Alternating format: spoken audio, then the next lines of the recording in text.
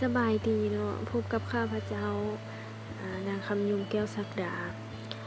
ซึ่งว่าในคลิปนี้เมนจะมานำเสนอวิธีการเฮ็ดวุ้นส่วนประกอบมีดังนี้ผงวุ้น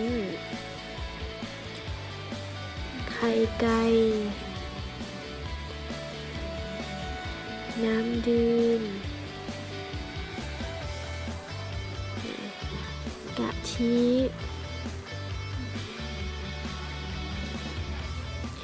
น้ำตาลเล็กก็เกลือนี่คืออัตราส่วนที่เราใส่เนาะขั้นตอนทำอีทเมนเราจะใส่น้ำลงไปเพื่อที่เราจะต้มวุ้นโดยเราใส่น้ำอยู่ลิตรครึ่งต่อผงวุ้นครึ่งซองเนาะถ้าหากว่าเราใส่เบิดซอง1เมนเราจะใส่น้ำอยู่3ลิตรในขณะที่เราให้น้ำฟดถ้าให้น้ำฟดเนาะเมนเราจะเอาไข่กับกะทิมาตี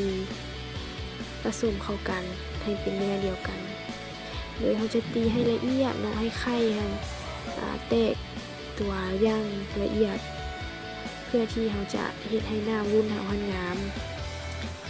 เมื่อน้ำเริ่มฟดพอประมาณแล้วเราจะใส่ผงวุ้นลงไปใส่ลงไปเลยแล้วก็คนเมื่อเขาใส่ผงวุ้นลงไปแล้วเขาจะต้องได้มั่นคนมันเพราะว่ายานวุ้นมันเกาะตัวกันติดกันเนาะแล้วก็ตามด้วยน้ำตาลในปริมาณครึ่งโหลถ้าผู้ใดมากหวานก็จะใส่หลายตื่มกับบ่เป็นอย่างเนาะแต่สำนึกสำหรับข้าพเจ้าก็ถือว่าแซ่บแล้วเราจะคนเรื่อยๆเนาะเนื่องจากว่าเขาใส่ผงวุ้นลงไปแล้วนะเราถ้าให้น้ำฟดจักหน่อยแล้วเขาก็ใส่ไข่กับกะทิที่เราตีกันลงไปเนาะแล้วเขาก็ต้องได้คนอีกในขั้นตอนนี้เพราะว่าเขาจะเฮ็ดให้ไข่คนจนให้ไข่ละลายแตกตัวเพราะว่าถ้าหากว่าไข่มันติดกันเนาะหน้าวุ้นของเขาจะบ่งามแล้วก็เป็นตาแซ่บจะต้องคนเรื่อยๆมันคนเรื่อยๆเลยขั้นตอนนี้แล้วก็หลังจากนั้นเราจะใส่เกลือในปริมาณที่เราเตรียมไว้ค่ะเนี่ยใส่เกลือแล้วก็คนต่อไปเลยจะต้องได้อดทนแน่นอนในการเฮ็ดวุ้นนี่เนาะจะต้องได้มั่นคนตลอดคนเรื่อยๆเลยเพื่อเราทาให้ฟดเนาะหลังจากเริ่มฟดแล้วแมนถ้าเขาจะตักใส่ถาดที่เขาเกี่ยงไว้เลย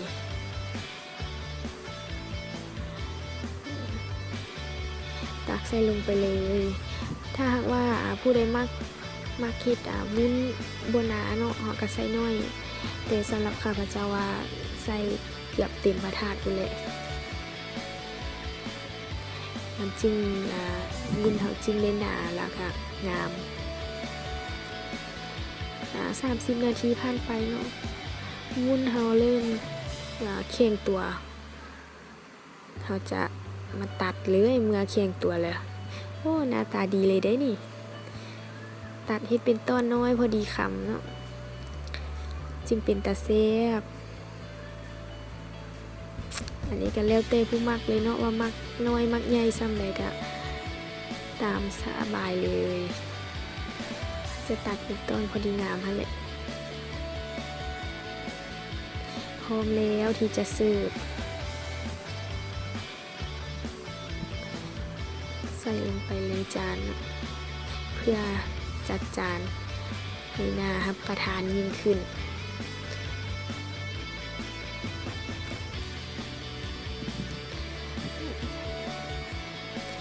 แล้วสำหรับวุ้นที่เราเกี่ยมกันมา หน้าตาก็จะออกมาเป็นแบบนี้เลยเนาะก็เป็นตาแซ่บอยู่ใดสำหรับคลิปนี้ก็จบเพียงเท่านี้เนาะขอขอบใจที่ติดตามรับชม